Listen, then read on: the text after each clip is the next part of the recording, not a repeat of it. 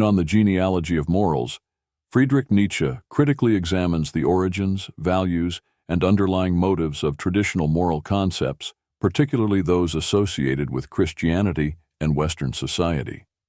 Nietzsche argues that traditional morality is rooted in a slave morality, a system created by those who felt oppressed and powerless. Instead of embracing a master morality, which values strength, power, and independence, these oppressed individuals developed a morality that prized humility, compassion, and weakness as virtues, casting their powerlessness in a positive light. This, Nietzsche believes, led to the development of values that prioritize self-denial and the subjugation of one's desires, which he views as contrary to human flourishing. Nietzsche further explores the concept of ressentiment, a deep-seated resentment felt by those who lack power toward those who have it. This resentment leads them to reject the values of the strong and impose their own. Thus, good becomes associated with self-sacrifice, humility, and meekness, while evil is linked to strength, assertiveness, and individualism.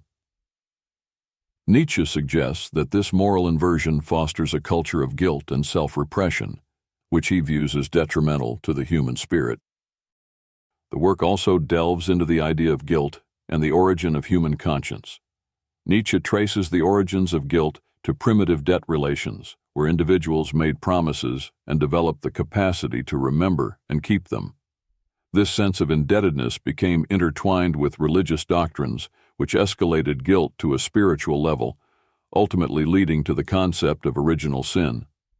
This, Nietzsche argues, has led to a society that internalizes punishment and self-restriction rather than pursuing greatness and self-overcoming. In the third essay, Nietzsche discusses the ascetic ideal, a life philosophy that values abstinence, chastity, and denial of the flesh as signs of virtue. He believes this ideal has led to the suppression of human desires and the diminishment of life's vitality. Nietzsche views this asceticism as an escapism from the harsh realities of existence, a life-denying approach that alienates individuals from their true nature and potential. Nietzsche ultimately argues that morality should be reevaluated to promote a life-affirming set of values that embraces strength, creativity, and personal growth. Rather than adhering to a fixed set of moral codes, he calls for a revaluation of values that empowers individuals to seek self-actualization and embrace their own instincts and desires. Life lessons from On the Genealogy of Morals. Question the origins of your values. Nietzsche invites readers to examine the origins of their beliefs and values. Understanding where values come from can lead to a more genuine and authentic way of living, free from societal or inherited constraints. Embrace strength and self-overcoming. Nietzsche sees strength, self-confidence, and the pursuit of personal growth as essential to a meaningful life. Striving for self-overcoming rather than conforming to socially imposed limitations allows one to realize their full potential. Reject resentment as a motivator. Holding resentment toward others or society can prevent personal growth.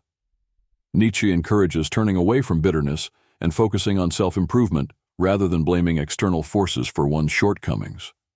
Avoid the pitfalls of guilt and self-repression. Nietzsche warns that excessive guilt and self-repression can hinder one's ability to enjoy life and develop as a person. He encourages individuals to embrace their desires and emotions instead of repressing them in the name of morality. Seek a life-affirming morality. Rather than following rigid moral codes, Nietzsche advocates for a morality that celebrates life, creativity, and individuality.